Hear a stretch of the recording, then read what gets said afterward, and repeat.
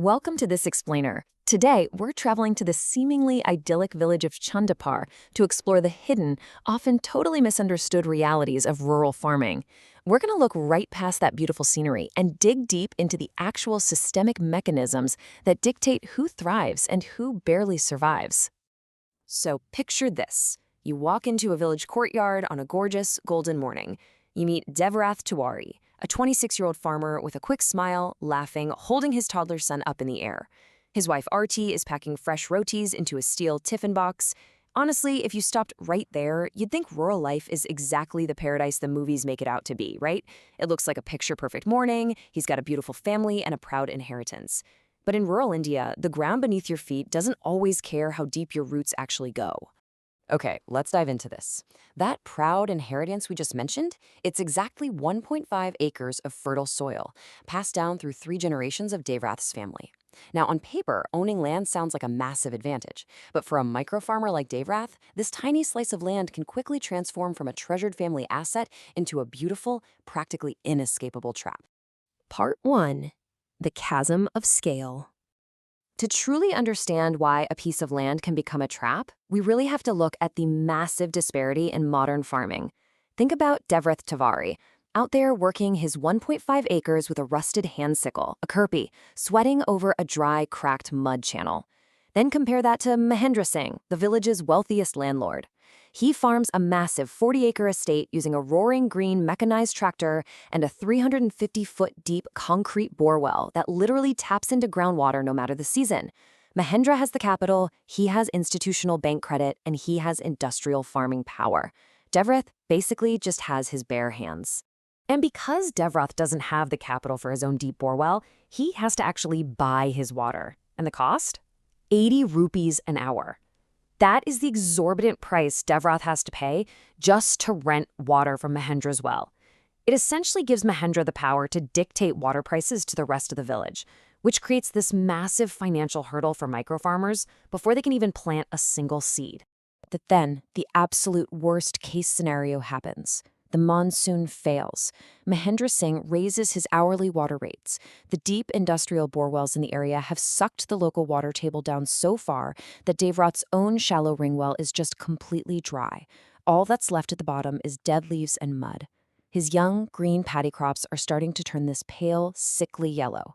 The entire season's investment is staring down a slow, scorching death. Part 2. The Privilege Paradox. So what does a farmer do in a crisis like this? Naturally, they turn to the state. But first we need to establish a critical piece of context here: Devrath's last name. He is a Tiwari, which places him in the general caste or Swarn category.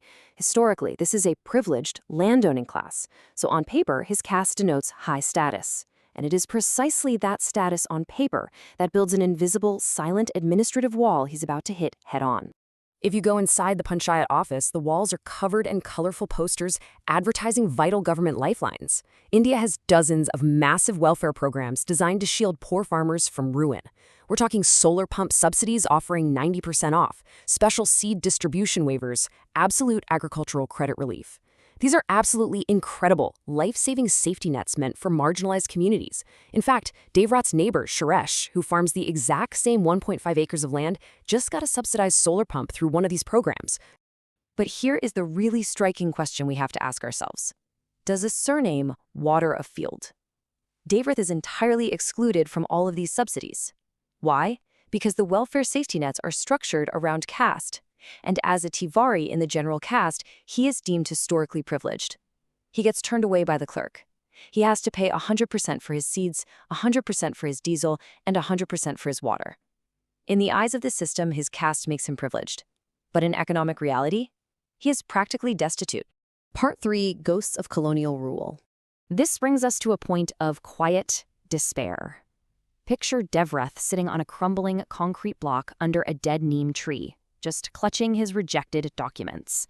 The wind is blowing dry dust over his bare feet. He looks at his dirt-stained, calloused hands and asks, "They tell me I am privileged. They look at my name, Tiwari, and they see kings, landlords, and historical power. But look at my hands. Do these calluses look privileged to you?" He's carrying a family debt and 1.5 acres of dry dirt yet he's being judged entirely by the perceived wealth of his ancestors. So the crucial point here is understanding exactly where these administrative labels come from. The old books used to classify these royal identities are heavily based on British census records from back in the 1800s. Historians have shown time and again that these colonial reports often created rigid, fabricated labels out of fluid identities, basically as a tool for division and control. Yet decades and decades later, our modern administrative systems are still leaning on these unstable 1800s colonial classifications to determine who gets a safety net and who gets left to starve. Part 4. The Moneylender's Trap. When the safety net completely fails, a much, much darker reality takes over. With his crops actively dying, Devroth is denied by the state because of his caste category. He's turned away by formal banks because he obviously doesn't have the massive collateral they demand. Which leaves exactly one open door for him in the shadows of the village: the Mahajan, the informal moneylender. See, the Mahajan doesn't care about caste, and he definitely doesn't care about paperwork. He only cares about leverage. Now, what's really terrifying is the sheer brutality of the terms of this last resort. The Mahajan agrees to lend Devroth the money for water and diesel pump repairs, but at an astronomical 36% annual interest rate. And to secure this loan, Devroth has to sign over his only valuable asset, the deed to his ancestral land. If his crop fails now, his family's 3 generations of history in Chandanpur will belong entirely to the moneylender. Part 5. The Silent Agrarian Tragedy. We really need to zoom out from Devroth's personal abyss for a moment, because his story is not an isolated incident. 400,000, 4 lakh. That is the devastating number of farmers and agricultural laborers in India who took their own lives between 1995 and 2020. It's just a staggering figure. And frankly, it's one that often gets lost in bright seminar halls when we discuss policy and privilege in the abstract. Let's break down the actual reality of these numbers. Over that 25-year time frame, 400,000 suicides equates to a daily average of 48 agricultural workers taking their lives every single day. And the primary drivers? They're almost always the same across the board: overwhelming debt, crop failure, and constantly rising input costs. This data tells us one undeniable truth: when brutal economic distress hits the fields, it simply does not check your caste certificate. Which brings us to what you should truly take away from this explainer: the double bind of the poor, upper caste farmer. Microfarmers like Devroth face this crushing social stigma. Because of their perceived high status, they can't beg for help, and they are targeted by local gossip if they seek manual wage labor.